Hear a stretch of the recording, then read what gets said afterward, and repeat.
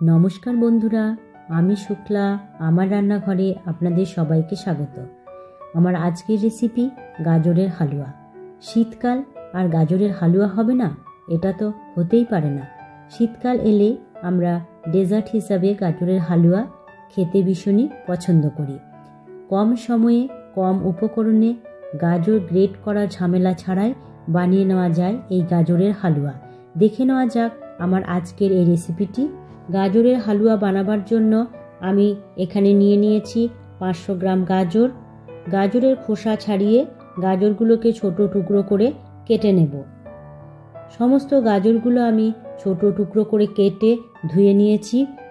এবার একটা প্রেসারের মধ্যে দিয়ে সেদ্ধ করে নেব। আপনারা চাইলে গাজরগুলোকে গ্রেডারের সাহায্যে গ্রেডও করে নিতে পারেন। গাজরগুলো সেদ্ধ হয়ে গেছে। এখানে নিয়েছি কিছু ড্রাই ফ্রুট, নিয়েছি কিছু কিশমিশ, কিছু কাজু বাদাম ও কিছু পিস্তা। কাজু বাদামগুলোকে আমি চপড করে নিয়েছি, পেস্তাগুলোকেও চপড করে নেব। কিশমিশটা গোটায় রেখে দিচ্ছি। সেদ্ধ গাজরগুলো একটা ম্যাশার দিয়ে ম্যাশ করে নেব। কড়াইতে দিয়ে দেব 2 চামচ মতো ঘি।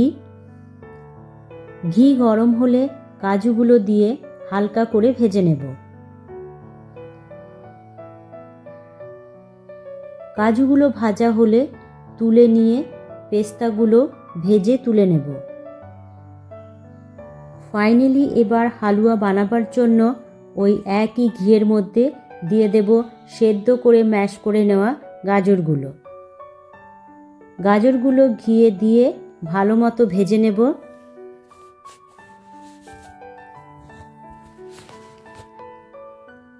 অপর দিকে একটা পাত্রে 250 গ্রাম দুধকে ফুটতে দেব। গাজরটা ভাজা হয়ে গেলে এর মধ্যে ফুটিয়ে নেওয়া দুধটা দিয়ে দেব। দুধটা দিয়ে গাজরের সাথে ভালো মতো মিশিয়ে দেব। গাজরটা দুধের সাথে ভালো মতো মেশানো হয়ে গেলে এর মধ্যে দিয়ে দেব মিষ্টি। আমি এখানে ছোট বাটির 1 বাটি মিষ্টি দিয়েছি, আপনারা চাইলে চিনিও ব্যবহার করতে পারেন। মিষ্টিটাকে গাজরের সাথে ভালো মতো মিশিয়ে দিয়ে দেব 250 গ্রাম খোয়া ক্ষীর। মিষ্টি ও খোয়া ভালো মতো গাজরের সাথে মিশিয়ে একে একে দিয়ে দেব কিশমিশ ও ভেজে রাখা কাজু ও পিস্তা। সমস্ত কিছু ভালো মতো মিশিয়ে সব শেষে দিয়ে দেব 4টে এলাচের দানা। দেখলেন তো বন্ধুরা, কত সহজে ও কত তাড়াতাড়ি গাজর গ্রেড না করে গাজরের হালুয়া বানিয়ে নেওয়া যায়। তৈরি হয়ে গেল আমার ডিলিশিয়াস ডেজার্ট গাজরের হালুয়া। এবার গ্যাসের ফ্লেমটা অফ করে আমি গরম গরম এটা সার্ভ করব। যারা গরম খেতে পছন্দ করেন তারা গরম খাবেন, আর যারা ঠান্ডা খেতে পছন্দ করেন তারা ঠান্ডা খাবেন। এর স্বাদ কিন্তু অসাধারণ হয়। আজকের এই রেসিপিটা কেমন লাগলো অবশ্যই জানাবেন। ভালো লাগলে বাড়িতে একবার এই শীতের দিনে অবশ্যই ট্রাই করবেন। আর প্রতিবারের মতো আমার ভিডিওটাকে লাইক ও শেয়ার করতে ভুলবেন না। আজ তাহলে এই পর্যন্তই।